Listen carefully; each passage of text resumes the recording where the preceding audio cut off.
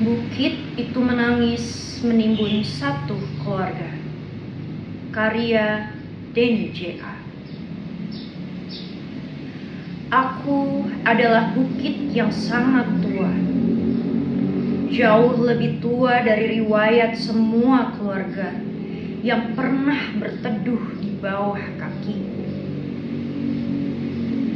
Dulu, hutan tumbuh di dadaku menjadi untayan doa yang tidak pernah putus. Akar-akar panjang menahanku seperti tangan-tangan para leluhur yang menjaga dunia tetap seimbang. Warga desa memetik sedikit, menebang satu pohon lalu dua pohon untuk kayu dapur, untuk membangun rumah kecil, untuk menghangatkan malam mereka. Aku tidak pernah marah. Aku tahu mereka menebang dengan hormat seperti anak meminta kepada ibunya dengan suara pelan. Mereka memotong tapi juga menanam. Mereka mengambil tapi juga merawat. Aku tetap merasa dicintai. Tapi mereka berbeda. Gergaji tak lagi diayunkan oleh tangan desa. Mesin-mesin besar datang entah dari mana. Suara logamnya dingin tanpa nurani. Perusahaan itu naik ke punggungku menjadi pasukan yang lapar mengguduli rambut hijauku, menelanjangiku sampai ke tulang. Setiap pohon yang tumbang menjadi angka dalam laporan laba, menjadi jembatan menuju rekening mereka, bukan menuju kehidupan. Akar-akar penjagaku dicabut, bukan oleh orang yang merawatku, melainkan oleh mereka yang bahkan tak tahu nama desaku. Para pekerja berseragam mengiris tubuhku seperti mengiris kue ulang tahun. Namun, tak ada doa, tak ada permisi, tak ada terima kasih. Mereka datang untuk menumpuk uang, bukan untuk menumbuhkan hutan. Dan ketika setengah tubuhku botak dan kerontang, mereka pergi, meninggalkan aku berdiri sendirian di hadapan badai yang semakin ganas. Pada malam itu, hujan turun dengan deras yang mengguncang langit. Ia mengetuk luka-luka lamaku yang tak sempat sembuh. Tanahku bergerak pelan.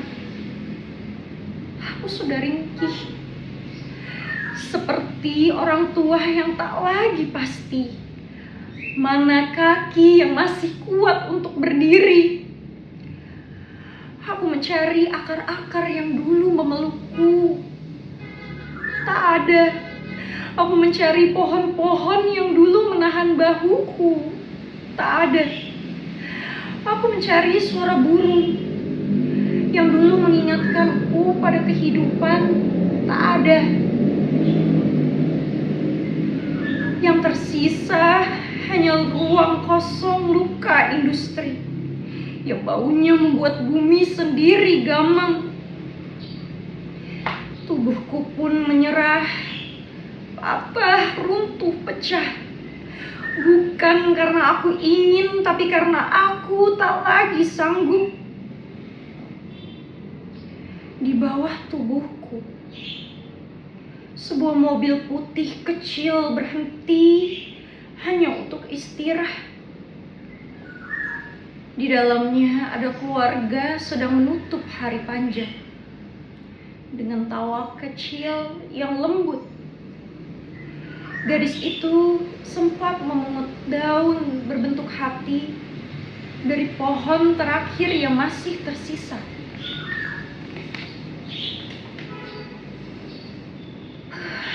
Aku melihatnya. Aku merasakan kehangatan kecil itu seperti kenangan yang hampir punah. Aku ingin melindungi mereka seperti dulu aku melindungi desa-desa kecil yang tumbuh bersama akar-akar hatiku. Tapi ketika tubuhku mulai bergeser, aku tak lagi punya penyangga. Tanah kehilangan kesabarannya. Gravitasi menarik air mataku. Dalam satu hentakan yang membuat langit tercekat, aku menutup mereka dengan rasa bersalah yang tak terucapkan. 6 nama kembali ke sunyi, dan aku, bukit tua yang dahulu ramah, menjadi kuburan tanpa sengaja.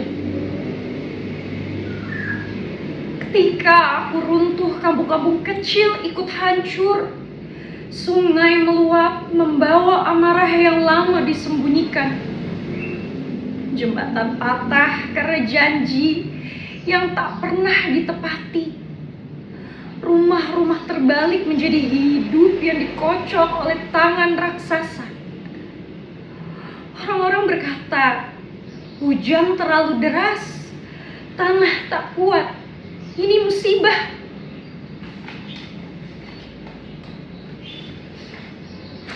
Tidak, ini bukan musibah.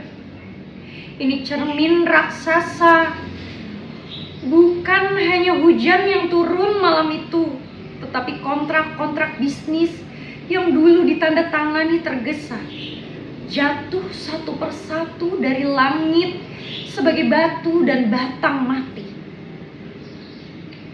Di balik setiap meter tanah yang melorot, ada tanda tangan yang menjelma longsor. Ada stempel yang berubah menjadi arus banjir menelan nama-nama di kartu keluarga. Kini aku terbaring, separuh hilang, separuh menjadi kubur. Namun yang paling hilang bukan lahanku, melainkan keyakinanku bahwa manusia masih mampu membedakan kebutuhan dari keserakahan. Warga desa menebangku dengan cinta, dengan hormat, dengan seimbang. Aku sanggup sembuh. Tapi perusahaan menebangku dengan ambisi, dengan ketamakan, dengan gelap mata. Aku tidak pernah bisa pulih. Di kota jauh, di ruang rapat ber-AC, sebuah perusahaan metropolitan, angka-angka laba tumbuh di layar seperti hutan palsu. Grafik keuangan naik. Itu sesungguhnya peta jenazah. Tiap garis hijau adalah nisan yang disamarkan di dalam rekening mereka. Ada lumpur di antara digit. Ada nafas terakhir yang dipadatkan menjadi bonus akhir tahun. Belajarlah bahwa pohon bukan hanya kayu. Ia saudaramu sendiri, tulang dunia. Bahwa hutan bukan lahan kosong. Ia keluargamu sendiri.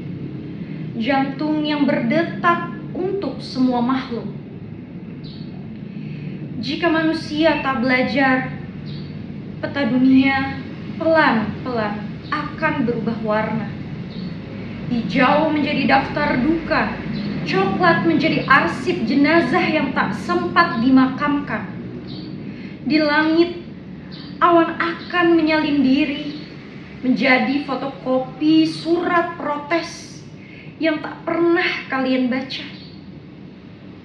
Turun sebagai hujan yang menghapus alamat rumah dari setiap kartu keluarga. Dan bumi yang selama ini diam akan semakin marah karena ia ibu kandung yang kalian hianati.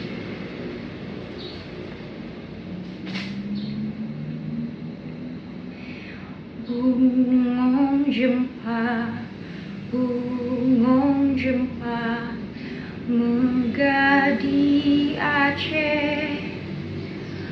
Bungong telebe